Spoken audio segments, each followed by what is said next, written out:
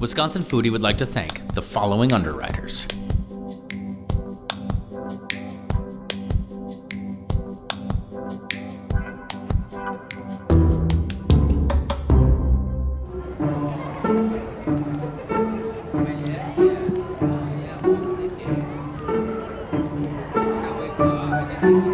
One of the things that I love about farmers markets, it's like being a kid in a candy store.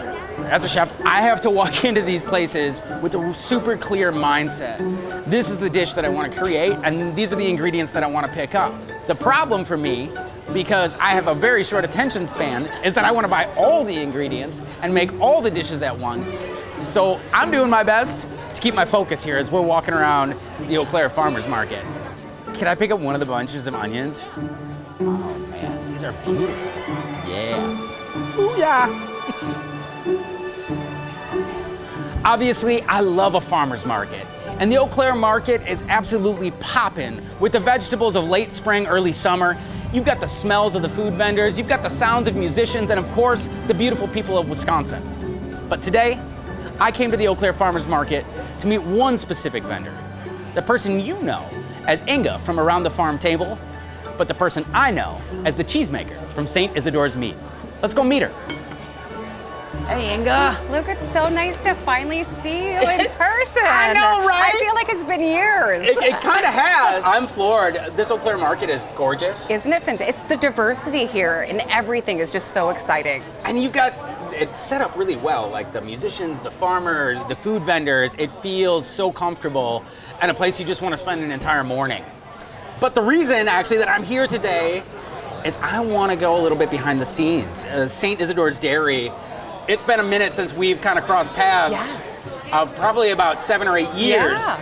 Well, you were the first restaurant that actually purchased our cheese, and it gave me such a huge confidence boost knowing that someone of your caliber was interested in our farmstead cheese. I'm actually super excited to see where the cheese has progressed in the last 7 or 8 years. Do you think you'd let us take a look behind the curtain? I would love to have you out to the farm. I want to introduce you to the cows so you can see the pasture where we make cheese and just have a lovely afternoon. That's awesome, because I bought all these sweet vegetables, so I've got dinner covered. So I'll see you in a little bit. Absolutely. Right, thanks, Inga.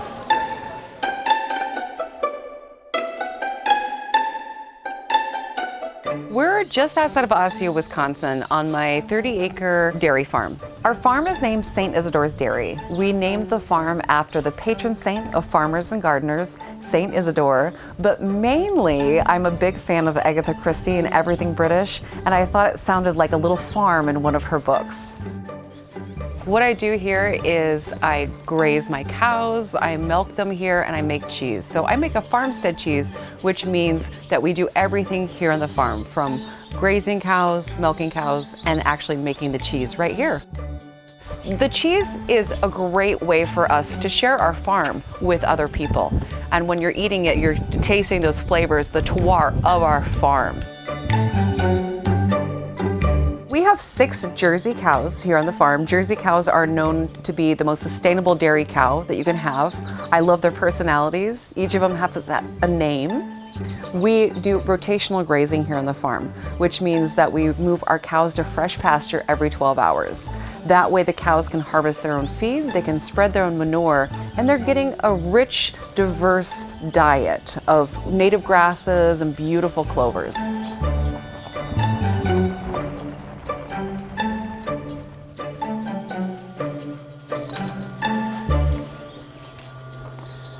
Hey, Inga. Hey, I'm so glad you made it to the farm. I'm so excited to milk cows with you. Me too. So this is Toby. Hi, Toby. Good morning. And so what you're gonna do is you're gonna start with, I have clean towels over here. Grab 2 towels, get 1 wet into our wash bucket there. Okay. So now you're gonna come down here and you're gonna wash with the wet rag, you're gonna wash her teats. Okay. Oh, hi, sister. How are you? Okay. And then the next process is, we call it stripping the cow. Okay. So what we're doing is we just come down here, it's like hand milking, like a little bit. Yep. What you do is you just kind of have a finger and a thumb, Yeah. and you can just strip her out. So, and when we do that process, it's always kind of funny. Like it's hard for a lot of people. Oh, a little bit. Sorry, sister. Oh yeah. So, and the reason why we do this is just we want to make sure the milk looks good coming out. It's important with the cows that they're letting their milk down. They're feeling comfortable when you're milking them. We milk in a bucket milking system, so this is very state-of-the-art for like 1950. Yeah. We want to keep the integrity of our milk from the cow into the cheese vat. So if we had a traditional pipeline, that milk's being pumped constantly. And if the pipeline's cold, the fats in the milk will actually stick to that stainless steel. So we're losing fat on the way to the cheese vat. So like the jerseys, going back to like the milk or the butter fat count in the milk, that's why you want jerseys when you're in a cheese making operation like you are, correct? They're great for butterfat. They're also the most sustainable breed of cows for milk cows. They're smaller animals. They use less water. They're better on grass, eat less food, produce less manure. So they're actually the most sustainable dairy cow you can have on your farm. And now you can dump this bucket. And then we can just go into the milk house. Oh, that's not bad. So right after we milk those cows, we want to get that milk chilled down. And I'm gonna pop this thing off. Oh, You can set that aside. That's about as fresh as it gets, right? All right, and just in? And we have a filter in there. Oh man, that is so, it's yellow. All that beta carotene in there. It's really gorgeous. It's neat to see the milk change season to season. I bet. And that's kind of one of the high points of having a farmstead dairy like this. I mean, you really get intimate with that product. Right. A lot of our cheeses in Wisconsin are made with milk from several different farms. So there's a commingling happening where when it's one farm, we can see those differences right away. This is real work.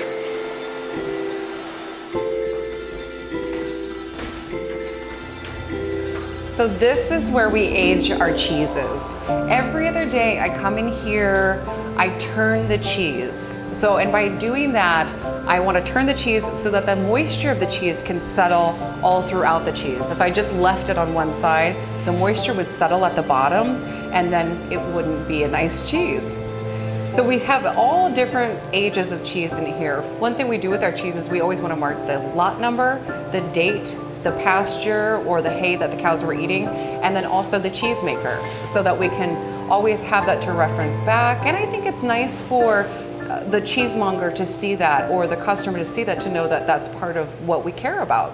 And you'll see the cheeses that were just made this week are very beautiful and very bright in color, and then we're having this different microflora forming on these and creating these molds. This mold is very specific to this aging room, where it would be different even if it was on the next farm over. They would have different microfloras and things in the air in their aging room. So now you being in here, you're going to be a part of this aging process for hopefully generations. So I hope you got a nice shower this morning. Yeah, exactly. No, there's no pressure there. Each wheel of our cheese has been cared for like a little baby, you know, by me and my husband. My mom and dad will come out and help with this part too. And it's just like, there's only a few people that you're really the only other person that's ever milked cows here or made cheese here besides my family. Yeah, so that's really fun. That's awesome. I'm gonna call you this weekend so I can get the weekend off. I mean, I gotta say, like, what an honor. Alrighty, so first I'm gonna take the bandage off. Let's see. How does that work? Do you want a knife? I just pull it. It's kind of fun. It's just, cut me a little piece so I can rip it. Sure.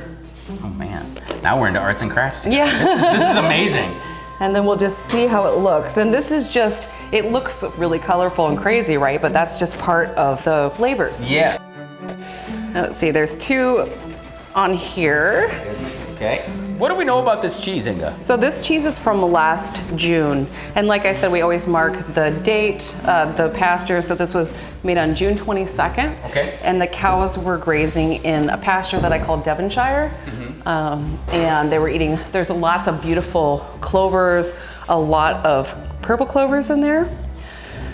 And my dad and I made this. So I'm gonna go ahead and just try to cut as straight down as I can. Cool. It's just feels like buttery when you cut into it. I love it. Oh my gosh. See that? Can I touch it? Yes, yes, yes. Inga, it smells so delicious. I have to try it. Is that cool? Yes, I'm gonna get you a little piece here, and then I'll let you take that off. Thank you. All right, so I'm gonna try this from the inside out. Is that how you recommend? Yes, yes. Okay. Because the flavors will change from the middle of the cheese to the rind. On the first taste of St. Isidore's, it continues to linger, that warm, rich butteriness. It tastes like summer. And it helps that it's a summer day here today, but this on my palate has all those notes of sunshine and brightness. And I'm taken back to being in the barn with the cows. And as I eat in on the rind, it becomes sharper and it's beautiful. I can't wait to cook with this. Well, I'm gonna cut some up for you right now.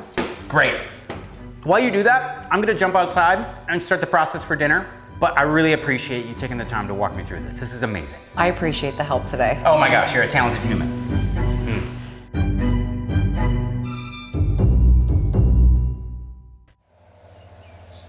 It is a beautiful summer day, and we are so lucky to be here in your summer kitchen. Thank you for having us. Thanks for coming.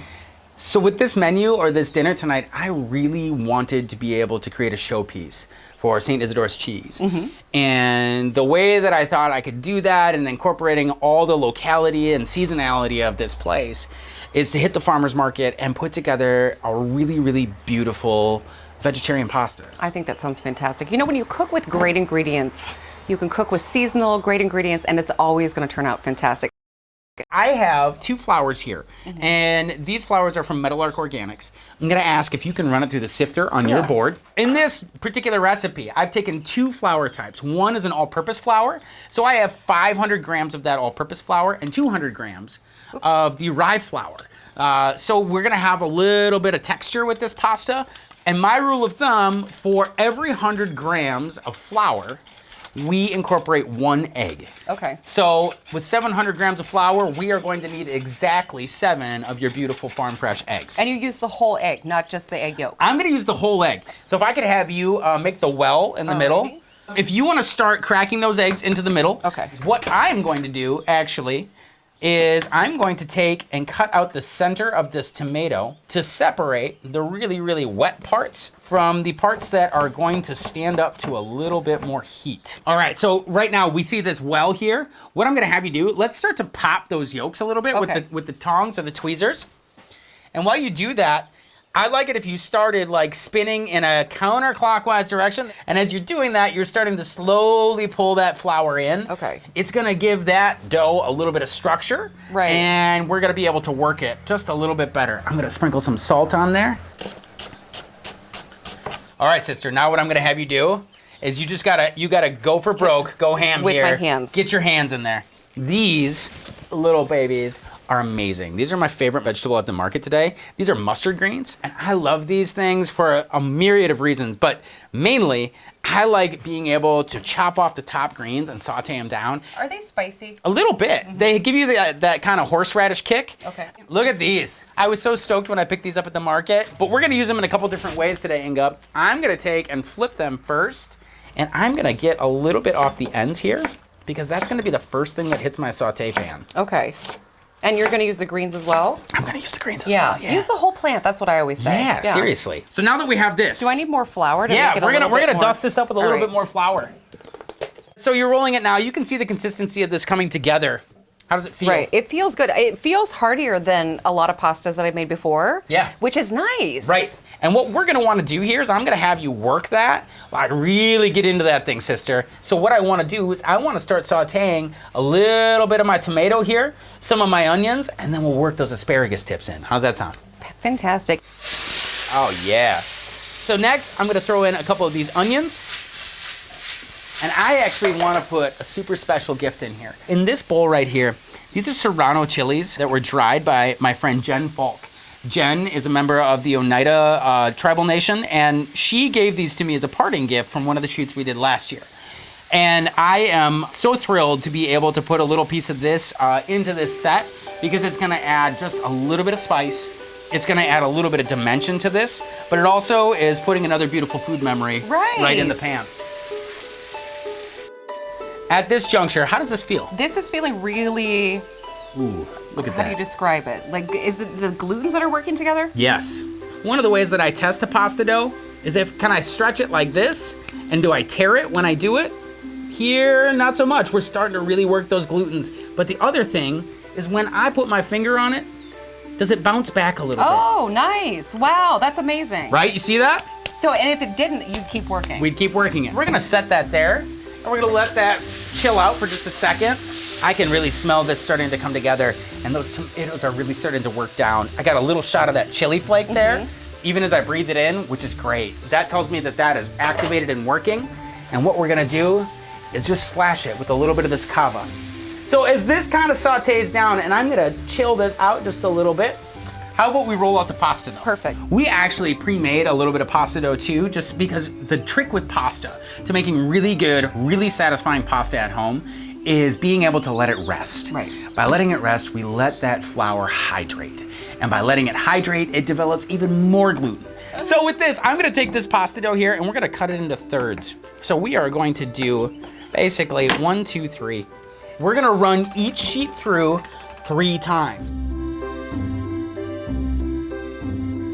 Man, this is so big and beautiful, and really, it's not that hard. Making pasta homemade is I mean, it's a game changer. Totally. I don't think you go back to store-bought pasta, dried pasta after Not easily. learning this skill. I'm gonna remove this, and we're gonna go straight into the spaghetti spot here, okay? So we're gonna feed this through just like this. And you can see right here, like this beautiful little nest. This is exactly what I wanna do. Now I'm gonna actually take a little bit more flour, and I'm gonna dust it, just a little bit. And I can hear that water boiling. We're gonna take and we're gonna dunk this in here, okay? Okay. It's only gonna take like 3 or 4 And you're minutes. gonna just wait for it to come up to the top, Yep, right? just come up to the top. Let's get those Right. greens in there. Oh yeah. Now these will cook down. They'll absolutely shrink down in the pan. I'm gonna pop this pasta. How do you feel about butter? This is where I get my girlish finger from. All the butter I got a body by eat. butter. Me too. A couple nice healthy dabs in there. And I'm gonna take and toss this together. Last but not least, Miss Inga, we're gonna do 2 eggs. Oh man, look at that yolk. Those are some happy ladies. What we want with this is these eggs are actually gonna work as our sauce. So when we pop that yolk over the top of our bowl of pasta, it's gonna ooze into that thing. We've got pasta with my friend Inga. And This looks like a very chefy dish, but it looks like something that everyone can make. Yeah, it's like ratatouille, right? Like Right. anyone can be a Yeah. chef. Okay, That looks beautiful. right? I'm gonna put that there. Look at this thing, those crispy edges. Oh, don't you go away.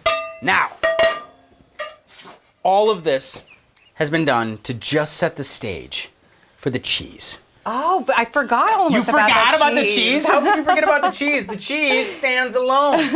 So I'm gonna ask you, with the microplane over there, what I want this to look like is a snow-capped mountain. Okay. And see how the color of the cheese matches up with the color of the yolks? Right. It's because the chickens and the cows are eating the same grass-fed diet, which I always love. I love to tell kids about this because Yeah. a lot of us think that cheese is supposed to be a really bright kind of fake color, but it's because of the milk, if it's good Yeah. quality milk.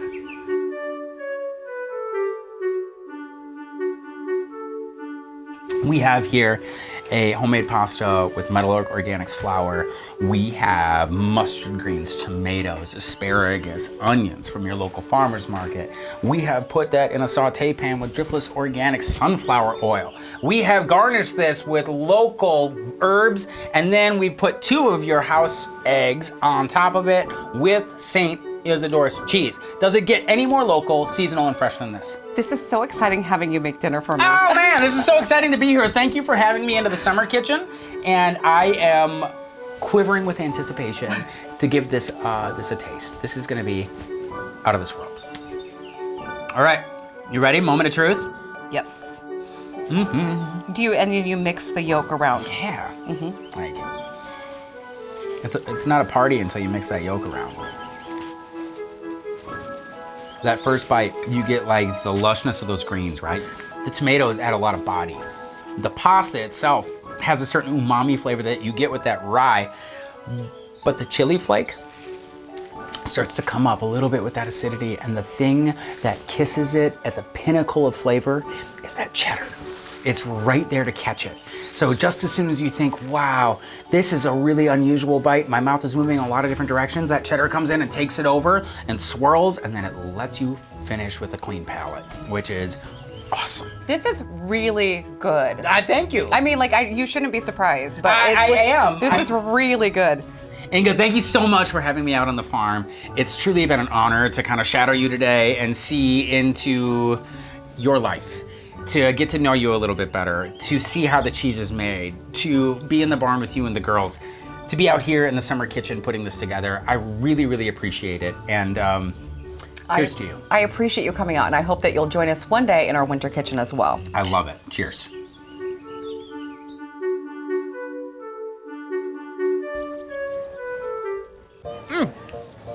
This is how we do it. Shooting at a farmer's market. Here it is. I got it. Do I have anything in my teeth? Am I good? Yeah. I'm good? All right, great. So let's keep walking around and find some ingredients that we can saute together to make something completely bombastic. How'd you like that word? Bombastic? I got it out so clean. Well, thank you. Oh my God, look at the corgi. Look at the corgi. Arthur, get the corgi on camera. I love the corgi, come on. Wisconsin Foodie would like to thank the following underwriters. The dairy farmers of Wisconsin are proud to underwrite Wisconsin Foodie and remind you that in Wisconsin, we dream in cheese. Just look for our badge.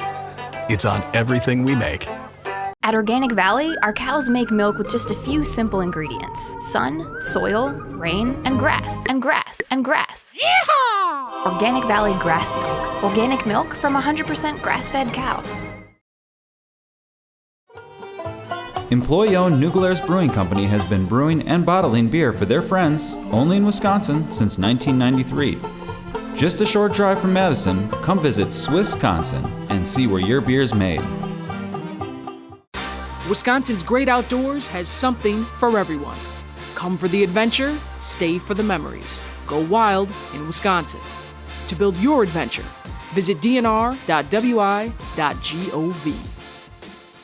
With additional support coming from The Conscious Carnivore, from local animal sourcing to on-site, high-quality butchering and packaging, The Conscious Carnivore can ensure organically raised, grass-fed, and healthy meats through its small group of local farmers. The Conscious Carnivore. Know your farmer, love your butcher. Feeding America Eastern Wisconsin is the largest local hunger relief organization in the state. With your help, we ensure your neighbors in need don't have to worry where their next meal may come from. Learn more at feedingamericawi.org. Additional support from the following underwriters.